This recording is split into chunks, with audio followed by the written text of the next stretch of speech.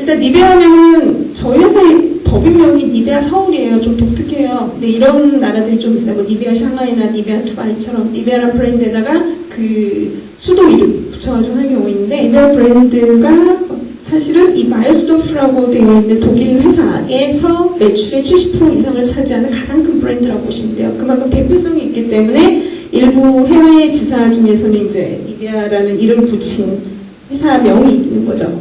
여기 요 아저씨 그 반창고 종류 플라스터라는 거를 처음 만든 약사가 있었는데, 이 사람을 통해서 독일 함부르크에 공장을 설립해서 이런 것들, 지금 여기 라벨로라고 써있는데 여러분 그 쉽게 바르신 그 립케어 제품 있잖아요. 니베아 립케어. 그게 이제 요 제품하고 똑같거든요. 그래서 라벨로라는 립케어 제품 출시하고 니베아 크림 생긴 게 지금 참 이상한데 요거예요. 요거 옛날 처음 시작한 거. 그러니까 니베아 크림 워낙 전통적으로 오래된 제품이죠. 그런 차이가 있긴 한데 어쨌든 라프레리 초고가 그 화장품 브랜드 있고, 그 외에 뭐 유세린이라는 것도 이런 것들의 브랜드들이 다 합쳐져 있어요. 그래서 한국에는 1997년에 말씀드린 것처럼 LG 통해서 영업을 시작하고 대신 마케팅하고 백오피스 조직만 꾸려가지고 처음 비즈니스가 시작이 됐어요. 그래서 120년 정도의 그 스킨케어 분야에서 역사의 전문성을 보유하고 있는 게 바이오스도프라는 회사고요. 매출이 이 정도 돼요. 2007년 기준. 굉장히 사실 그 코스메틱 컴퍼니에서 굉장히 크고 넘버 5 정도 된다고 보시면 돼요. 그 전 세계에서 직원 수 그렇고, 이제 니베아 경우가 그 저희 바이오스도프의 70% 매출을 차지하기도 하지만 단독 브랜드로 사실 월드와이드하게 가장 큰 스킨케어 브랜드예요. 한국에서 사실 그 페이스케어 브랜드가 없어서, 그러니까 얼굴에 바른 뭐 우리나라의 라네즈나 마몽드 같은 그런 브랜드, 그런 카테고리가 없어가지고 소비자들이 그냥 핸드 바디만 생각을 하긴 하는데, 사실은 뭐 한국을 제외한 웬만한 나라들은 다 페이스케어까지 있어서 토탈 스킨케어 브랜드로 알려져 있죠. 이 정도예요. 80명 정도. 그러니까 100명 안짝의 외국 회사들이 굉장히 많아요. 생활용품 정도에. 그리고 여성분들 36%. 사실 화장품 회사는 여자들 더 많지 않아요? 라는 얘기들 많이 하시는데, 그 영업 조직을 직접 영업을 하게 되기 때문에, 그러니까 직접 영업이라 하면 그 이마트, 뭐 홈플러스 이런 데나 혹은 화장품 가게들, 뭐 토다코사 뭐 이런 데, 올리브영 이런 데 있잖아요. 그런 부분을 직접 하시는 분들이 계세요. 그러니까 직접 영업 인원이 필요하기 때문에 사실은 아무래도 화장품 쪽이라도 영업을 하다 보면 남자분들이 또 많아지기 때문에 사실 숫자가 이렇게 되고, 평균 연령 35세. 이게 상대적으로 젊은 건지 나이가 많은 건지 잘 모르겠어요. 다행히도 제가 딱 여기에 걸리거든요. 인수를 했는데, 그래서 뭐 가운데구나 정도 생각을 하고 있고, 현재 매출 500 정도 되고, 이런 브랜드들이 현재 되고 있습니다. 그리고 참고로 데오드란트 다 쓰시죠? 제가 데오드란트를 한국에서 열심히 그 마케팅을 제 주력 분야로 해왔어요. 근데 지금도 계속 해야 되는 거긴 한데, 그래서 저는 대학생분들 만나면 되게 해피해요. 데오드란트를 키워주신 분들이라서. 니베아가 유럽 가면 참 너무나 보기 쉬운 브랜드예요. 제품이에요. 그만큼 유럽에서 전통적으로 굉장히 강한 브랜드였는데, 이 회사가 이제 인터내셔널 마켓에 이제 진출을 하면서 유럽뿐만이 아니라 아시아, 라틴 아메리카, 특히 브라질 같은 나라는 뭐 어느 인더스트리든 정말 사랑하는 그런 나라인데, 저희 니베아에서도 마찬가지예요. 그리고 아시아에서는 특히 차이나 통해서 굉장히 많은 포커스를 하고 있고, 안타깝게도 한국은 정말 훌륭한 마켓임에도 불구하고 한국의 뷰티는 이 페이스 케어를 통해서 소비자들에게 좀 더 접근을 하는 추세가 강하기 때문에 그 페이스 케어가 한국에 없어서 사실은 집중은 조금 그런 만큼 스팟라이트는 못 받아요. 근데 이제 상대적으로 아까 라프레리 보여드렸잖아요. 라프레리가 또 굉장히 좋은 훌륭한 브랜드이기 때문에 한국에서는 또 럭셔리 브랜드로 굉장히 잘 팔리고 있어서 그런 중요도를 가지고 있는데요.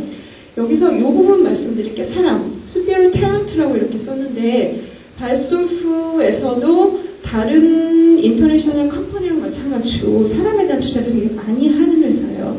그리고 독일 하면 여기 계신 분, 뭐 떠오르세요?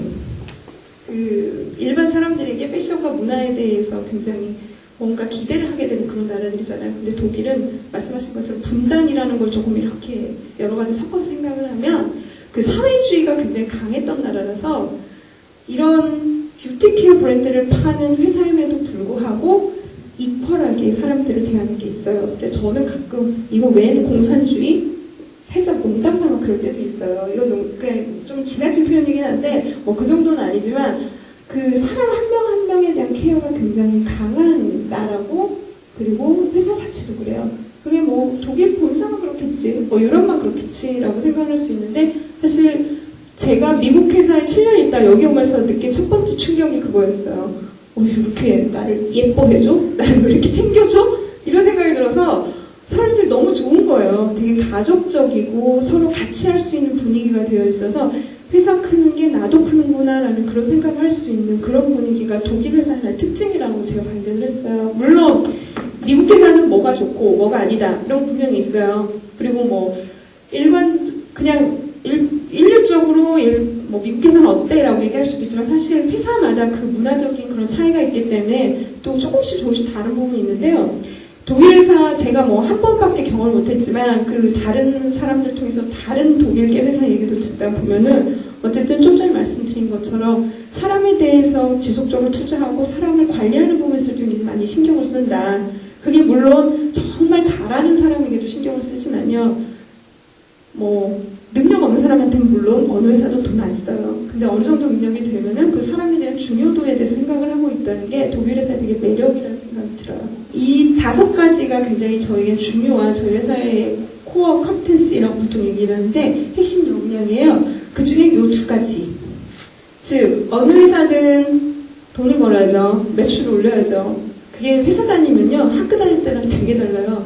그리고 이제 마케팅이라는 일을 해서 그럴 수도 있는데 회사 돈이 내 돈 같고 내 돈이 회사 돈 같아서 되게 아껴 써야 될 것 같고 이 돈 쓰면은 회사의 뭔가를 좋게 잘 되도록 해야 될 것 같은 그런 막 책임감이 막 생겨요. 아무리 어려도 얘기하는 걸 들어야 하는 분위기예요. 중간에 컷을 하지 않고 듣는 거. 그래서 가끔은 시간 아까워. 저거 좀 확 잘라봤으면 좋겠다. 전 정말 그 생각 들더라고요. 그냥 얘기 듣고 싶지 않은 거. 근데 문화적으로 서로 약간 존중하는 그런 문화가 어느 정도 자리를 잡히고 있어서 그런 부분에서는 아무래도 화장품이라는 약간 조금 섬세한 분야 이쪽에서는 여성분들이 그래서 더 많이 오시는 것 같고 저희 회사도 특히 마케팅은 거의 여자예요. 남자가 거의 없거든요. 그만큼 여자들에게 좀 더 좋은 기회가 있는 부분도 있는 것 같긴 한데 거꾸로 여기 계신 분들 그 남자분들 그렇다고 화장품 회사 이렇게 뭐 회사는 여자들을 위한 뭐 그런 자리겠구나라는 생각하실 수 있는데 사실 그건 아니고 오히려 희소같이 부분 때문에 물론 가끔 물통 날라야 되고 힘쓸 일이 생겨요. 그게 좀 귀찮긴 하죠. 그 얘기 다들 얘기해보면 남들에게. 근데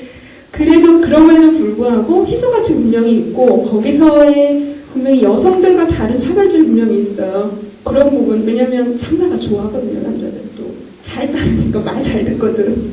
그래서 그런 부분에 또 장점이 있으니까 남자분들도 절대 뭐 여기는 아니다라고 생각하실 필요는 없고요. 문화적인 부분에서 케어풀 컬처에 말씀드린 거 아까 사회주의 말씀드렸죠? 되게 평등해요.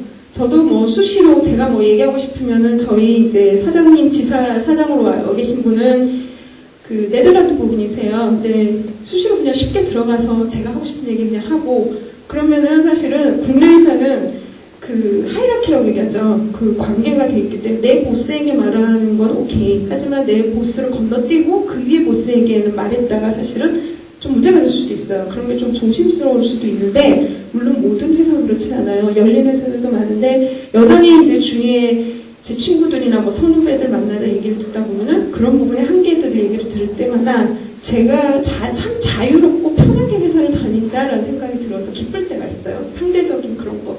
물론 뭐 돈 더 많이 준다면 살짝 배아프긴 하지만요.